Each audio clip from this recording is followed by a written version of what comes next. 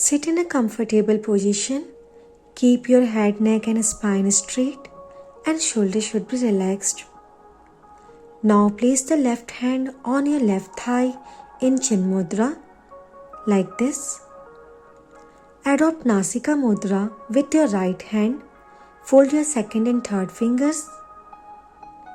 Now close your left nostril with these two fingers. Close your eyes and take a deep breath through your right nostril as slow as possible. Hold for few seconds and then exhale through the same nostril. While practicing this pranayama, you must close your left nostril. Inhale and exhale through the right. Repeat 10 rounds. This pranayama generates energy in the form of heat in the body and helps in clearing of the nasal passages, improve lung function and also strengthen the immune system, which can help in fighting off the infection like cough and cold.